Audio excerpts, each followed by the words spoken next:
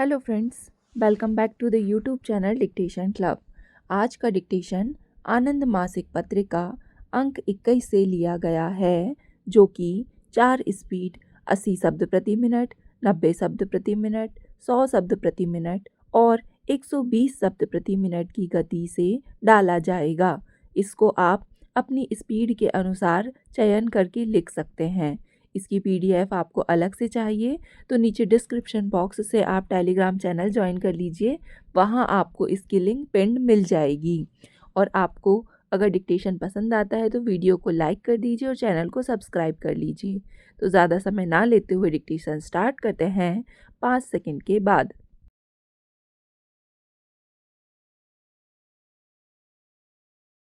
उपाध्यक्ष महोदय, बीड़ी मजदूरों के संबंध में भी एक प्रश्न था। बीड़ी मजदूरों की संख्या 38 लाख है, लेकिन मैं समझता हूँ कि इनकी संख्या दुगुने से अधिक होगी। दुगुने से कम संख्या नहीं है।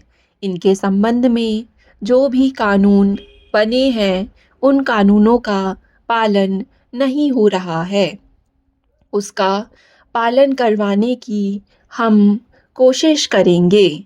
जहाँ तक भविष्य निधि का मामला है, उसमें अभी तक 217.83 करोड़ रुपया बकाया है।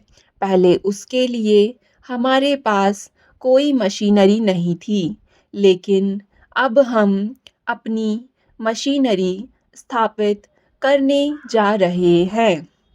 हमने कहा है कि 1 जुलाई से हम ऑपरेशन अभियान शुरू करेंगे और निश्चित रूप से कड़े कदम उठाएंगे। ESI के संबंध में भी कई माननीय सदस्यों ने चिंता व्यक्त की है।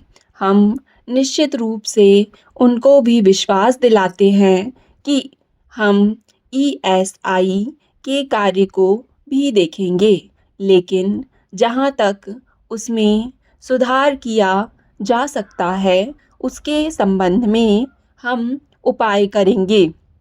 जो कुछ मौलिक प्रश्न उठाए गए हैं, मैं आपको विश्वास दिलाना चाहता हूँ कि मैं कोई श्रमिक नेता तो कभी नहीं रहा, लेकिन मैं एक मजदूर परिवार से अवश्य आता हूँ और मैं हर किसी चीज़ को खुले दिमाग से सोचता हूँ। और जो भी अच्छे से अच्छे सुझाव आप देंगे, चाहे किसी पक्ष के लोग दें, संसद के अंदर दें, संसद के बाहर दें, मिलकर दें, मजदूर और गरीब के हक में जो भी होगा, यदि कानून बनाने की आवश्यकता होगी तो वह कानून बनाएंगे। यदि कानून बना हुआ है, उसके लागू करने का प्रश्न है, तो हम उसका कार्यान्वयन करेंगे। बहुत सारी चीज़ें हैं जो हमारे अधिकार क्षेत्र से बाहर है। कुछ चीज़ें हैं जिनके बारे में हम कानून तो बना सकते हैं, लेकिन उनको लागू नहीं कर सकते। उसके लिए अलग एजेंसियां हैं, उनके लिए राज्य सरकार भी हैं। राज्यों में सभी तरह की सरकारें हैं, अलग अलग पार्टियों की सरकारें हैं। उन सब का सहयोग लेकर के हम निश्चित रूप से जो कुछ कर सकते हैं करेंगे।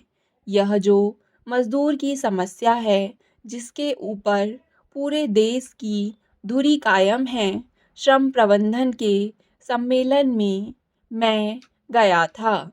वहाँ हमने कहा था कि जब हम मजदूर की बात करते हैं, तो हमारी इच्छा यह नहीं है कि हम प्रबंधन को या देश की अर्थव्यवस्था को किसी खराबी में डालना चाहते हैं, बल्कि हम इस बात को लोगों के दिमाग से हटाना चाहते हैं कि मालिक और मजदूर का संबंध गुलाम और राजा का संबंध नहीं है।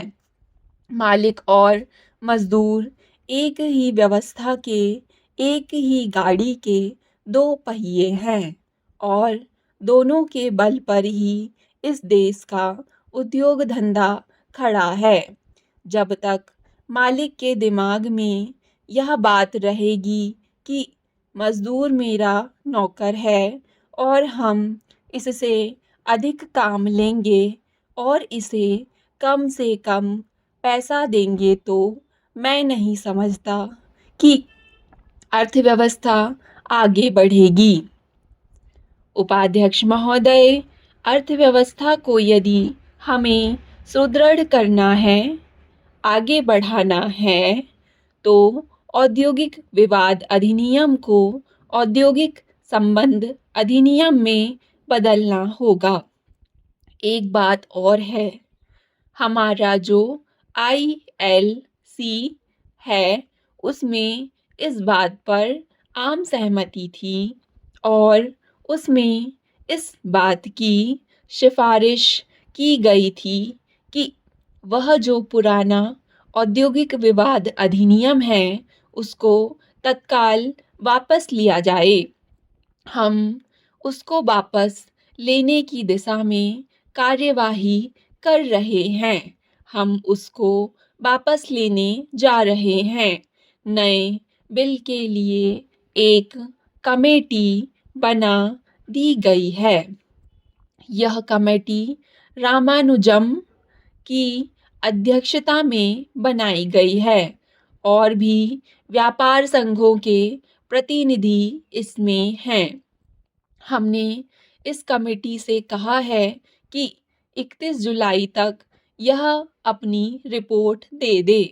31 जुलाई के बाद उस रिपोर्ट पर विचार करके हम एक नया विधेयक प्रस्तुत करेंगे, लेकिन जो पुराना विवादास्पद विधेयक है उसको वापस लेने का निर्णय ले लिया है। उपाध्यक्ष महोदय, यह बात हमने आपके सामने रखी थी। इसके अलावा हमारे पास जो दूसरा मंत्रालय है वह कल्याण मंत्रालय है। मेरे पास 23 मिनट का समय बचा है, उसमें अपने पूरे विचार रखूंगा। हमारा जो कल्याण मंत्रालय है जिसमें करीब 7 विषय मुख्यतः आते हैं। पहला, अनुसूचित जाति और अनुसूचित जनजाति की समस्या। दूसरे, पिछड़े वर्ग की समस्या। तीसरे, अल्पसंख्यकों की समस्या। चौथे, महिलाओं की समस्या। पांचवें, बच्चों की समस्या। छठे, विकलांगों की समस्या। सातवें, मद्य निषेध का मामला। यह भी एक बहुत व्यापक मंत्रालय है। विकलांगों का भी सारा मामला इसके अंतर्गत आता है। उपाध्यक्ष, मुझे यह कहने में कोई आपत्ति नहीं है कि इस मंत्रालय के महत्व को जितना समझा जाना चाहिए था उतना आका नहीं गया है। अभी तक यह हालत थी कि कल्याण मंत्रालय जिसको मिल जाती थी तो वह यह समझता था कि हमको पीछे की लाइन में डाल दिया गया है। मैं समझता हूँ कि गरीबों के लिए श्रम और कल्याण मंत्रालय से अच्छा मंत्रालय कोई नहीं है। यदि इस मंत्रालय के सुझाव और सिफारिशों को सरकार और सदन गंभीरतापूर्वक ले तो इस देश की 90% समस्याएं इन दोनों मंत्रालयों से संबंधित होती हैं। इसके लिए मैं इन सब पर एक 2 मिनट का ही समय लूँगा। मैं यह कह रहा था कि जहाँ तक आदिवासी, अनुसूचित जाति और जनजाति की स्थिति है, इसके लिए मैंने सुबह भी बतलाया था कि अनुसूचित जाति से भी भयंकर स्थिति अनुसूचित जनजाति की है। इसमें चाहे ज़मीन का मामला हो, चाहे रोजगार का मामला हो या उसके शोषण का मामला हो, जहाँ पर बड़े-बड़े उद्योग धंधे लगाए जाते हैं, आदिवासी इलाकों में उद्योग धंधे लगाए जाते हैं, लेकिन आदिवासियों का उसमें कहीं प्रतिनिधित्व नहीं हो पाता है। तृतीय श्रेणी की बात तो आप छोड़िए, चतुर्थ श्रेणी की सेवाओं में भी उनका प्रतिनिधित्व नहीं होता है।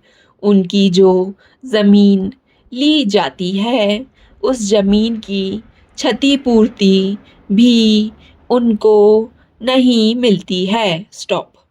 डिक्टेशन पसंद आए तो वीडियो को लाइक तथा चैनल को सब्सक्राइब ज़रूर करें। धन्यवाद।